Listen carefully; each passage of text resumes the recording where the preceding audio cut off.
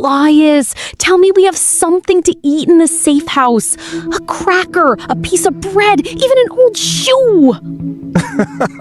Good afternoon, Detective Maya. That was a terrifying noise coming from your stomach. I thought there was a wild animal under your desk. There is. It is called hunger. I am so incredibly hungry. I could eat a horse. Please tell me we are taking a lunch break soon. We will eat very soon, I promise. But your suffering has given me a brilliant idea for today's investigation. Welcome back to the Safe House, Detectives. I am Elias. And I am Maya. Welcome to the English Cipher. Today we are investigating my absolute favorite topic in the entire universe, food. Food is the ultimate universal language. Everyone eats every single day. If you want to make friends in a new country, you do not talk about the weather or politics. You talk about food. Exactly! Everyone has a favorite dish, and everyone has things they absolutely hate. Just thinking about it is making my mouth water. Mouth-watering. That is a great English adjective. Excellent vocabulary, Maya. Mouth-watering means food that looks or smells so good it makes you produce saliva. So let's start the interrogation. What is your absolute favorite food? Oh, that is so difficult. I love everything. But if I have to choose one thing to eat for the rest of my life, Mexican food. Authentic, spicy street tacos with lots of fresh lime, cilantro, and a massive bowl of guacamole. What about you, Elias? Mexican food is fantastic. But for me, I have to go with authentic Japanese sushi. I love the simplicity of it. Fresh fish, perfect rice, a little bit of soy sauce. It feels very clean, healthy, and light. I like sushi too, but sometimes it is a trap. Last time I ate sushi, I took a massive bite of that green paste. What is it called? Wasabi? Yes, wasabi. I thought it was avocado. I put a huge piece in my mouth and suddenly there was a fire in my nose. My eyes were watering. I couldn't breathe. I don't really like it when they hide the wasabi. Wasabi is definitely a shock if you are not expecting it. But Maya, listen to what you just said. You said, I don't really like it. That is a fantastic grammar point for our detectives. Really? What did I do? In English, if you say, I hate this food or I do not like this food, it sounds very strong. Sometimes it can sound a little bit rude if someone cooked it for you. But if you say, I don't really like it, it softens the sentence. It sounds polite and natural. Ah, so instead of saying, I hate broccoli, I can say, I don't really like broccoli. It sounds much friendlier. Exactly. Speaking of which, is there any food you do not really like? Something you never want to see on your plate? Mushrooms. 100% mushrooms. The flavor is okay, but the texture, it feels like eating a rubber sponge. I cannot do it. What about you? I actually love mushrooms, but for me, it is extremely sweet desserts. You know those cakes that have an inch of thick, hard, pure sugar frosting on top? It hurts my teeth just looking at it. I prefer savory food. Wait, let's teach that word. Savory. S-A-V-O-R-Y. Yes, savory means food that is salty or spicy, not sweet, like pizza, steak, or soup. Ah, pizza, steak. Okay, we need to change the subject or I am going to faint. Let's talk about our daily eating routines. Walk me through a day in the life of Elias. What is for breakfast? On weekdays, I am a creature of habit. I wake up and I make 2 scrambled eggs, a piece of whole wheat toast, and I brew a very strong hot cup of black tea. I sit in silence and eat before checking any emails. You actually cook in the morning? Who has time for that? My morning routine is chaos. I wake up late, I pour a giant cup of coffee, grab a banana, and run out the door. Coffee is my actual breakfast. I cannot open my eyes without it. Maya, a banana and coffee is not a real breakfast. You need protein. No wonder your stomach is screaming at 2 o'clock in the afternoon. What do you eat for lunch? Okay, doctor. For lunch, I usually just grab a quick sandwich from the cafe downstairs. Or maybe a salad if I'm feeling guilty about eating too much chocolate the night before. I like to keep it light so I don't fall asleep at my desk. That is actually very smart. A heavy lunch causes the afternoon crash. I usually do meal prep. I cook on Sundays, so for lunch, I bring grilled chicken, brown rice, and some roasted vegetables in a glass container. It saves a lot of money. You are so organized. I wish I could meal prep, but I love eating out. I love the atmosphere of a busy restaurant, the music, looking at the menu. Eating out is wonderful. And it is also a place where English learners feel very nervous. Ordering food in a second language can be terrifying. That is so true. You worry the waiter will speak too fast or you will order the wrong thing. Let's do a role play for our detectives. Let's practice exactly how to order politely. I love it. I will be the professional, slightly busy waiter at a nice cafe. You are the hungry customer. The scene starts now. Good afternoon. Welcome to the Safe House Cafe. Here is your menu. Can I start you off with something to drink? Hello, yes, thank you. I would like a glass of sparkling water with ice, please, and maybe a black coffee. Sparkling water with ice and a black coffee. Excellent. Are you ready to order your main course, or do you need a few more minutes? No, I am ready. I think I will have the grilled chicken sandwich, please, but can I get it without mayonnaise? Of course. One chicken sandwich, hold the mayo. Would you like a side of French fries or a side salad with that? I will take the French fries, please. Perfect. I will have that right out for you. Scene! Wow, Elias, you make a great waiter. Thank you. But let's analyze what you just said, Maya, because it was perfect English. You did not say, I want a sandwich or give me water. Exactly. Saying I want in a restaurant can sound very aggressive and rude to native speakers.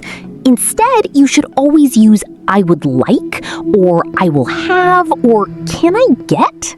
Brilliant. I would like a sandwich. It is polite, respectful, and makes the waiter want to give you good service. Now, what happens when the food arrives? How do we describe it? Oh, adjectives. If the food is amazing, please don't just say it is good. That is so boring. Say this is delicious or this is incredibly tasty. And what if it is very cold, like a drink from the fridge? You can say, this juice is nice and refreshing. And what if you order soup and the chef put a huge spoon of salt in it by accident? Ugh. Then you say, this is way too salty. I hate when that happens. You have to drink a gallon of water afterward. True. And on the opposite side, what if the food has absolutely no flavor? No salt, no spices, just plain and boring. The word is bland. B-L-A-N-D. Bland. Like eating boiled chicken with no seasoning. It is just sad. Excellent. Delicious, salty, refreshing, and bland. These words will make you sound like a native speaker at the dinner table. Speaking of the dinner table, we need to talk about levels of hunger because I am currently passing away from starvation. Okay, let's teach the scale of hunger. If you just want a tiny snack, like one cookie or a handful of nuts, what do you say? I love this word. You say, I am a little peckish. It sounds like a little bird pecking at seeds. Peckish. Very British, very useful. Now, what if you are normally hungry for lunch? Just say, I am hungry. But Elias, we need to correct the biggest mistake English learners make right here.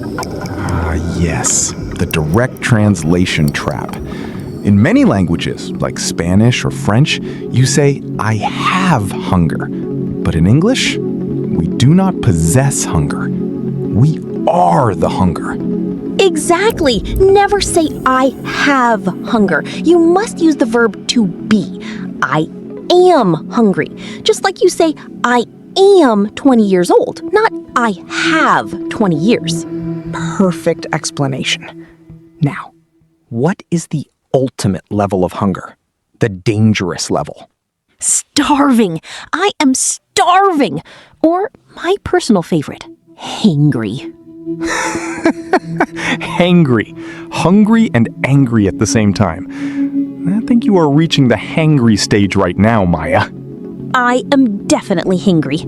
But before we eat, I want to hear a story. You eat a lot of nice places, Elias. Have you ever had a disaster at a restaurant? Oh yes, the fancy restaurant disaster. A few years ago, I went to a very, very expensive Michelin star restaurant for a celebration. I ordered the chef's special appetizer. It cost $50. $50 for an appetizer? What was it? Lobster? Caviar? The waiter brought out a massive, beautiful white plate. And sitting exactly in the middle of this giant plate was a single tiny mushroom covered in a strange white foam that looked like soap bubbles. A soapy mushroom? Yes! And the waiter described it for 5 minutes. This is an aged forest mushroom with a sea salt emulsion. I ate it in one bite. It tasted like grass. And I was so hungry afterward, I had to stop at a fast food drive-thru on the way home to buy a burger. That is the funniest thing I have ever heard. The fancy restaurant portion sizes are a scam. It was a painful lesson for my wallet. What about you, Maya? What is your biggest food disaster? Oh no, mine was painful physically. I was at a street food market with my friends. I ordered these authentic Mexican tacos. They looked amazing, but there was this little red thing on top. Oh no, let me guess. You thought it was a cherry tomato? Yes, I thought it was a sweet little tomato. I put the whole thing in my mouth and chewed. Elias, it was a ghost pepper. One of the spiciest chili peppers on planet Earth. Ouch! What happened? Time stopped. My soul left my body. My face turned bright purple. I couldn't speak. I was just making strange dinosaur noises and flapping my hands. Dinosaur noises! Did you drink water? Water makes it worse. Water spreads the spicy oil around your mouth. I ran to a grocery store next door, bought a giant gallon of milk, and stood in the parking lot pouring milk all over my face and into my mouth. I looked like a crazy person. That is incredible! And a very good tip for our listeners. If you eat something too spicy, drink milk or eat bread. Never water. Exactly. Learn from my painful, milky mistakes. Well, detectives, we have covered a massive amount of ground today. We talked about how to express your preferences using I don't really like. We learned how to order politely using I would like instead of I want. We covered adjectives like savory, bland, and mouth-watering, and the crucial grammar rule. You are hungry. You do not have hunger. And we learned that Elias pays $50 for soapy mushrooms. Hey, be careful, or I won't buy you lunch today. I take it back. You are the smartest man alive. Please feed me. Okay. We are wrapping up the investigation. Detectives, now it is your turn. Yes, we want to hear from you. Go down to the comment section right now. Tell us, what is your absolute favorite food in the world, and what is one food you absolutely hate? We read every single comment, and we love learning about dishes from all over the world. Practice using the vocabulary we taught you today. If you enjoyed this delicious episode, please leave a big thumbs up, subscribe to the English Cipher, and share this video with a friend who loves food. Thank you for joining us in the safe house today. I am going to take Maya to get a burger before she actually faints. Yes, double cheeseburger, please. Goodbye, everyone. Keep practicing. Case closed.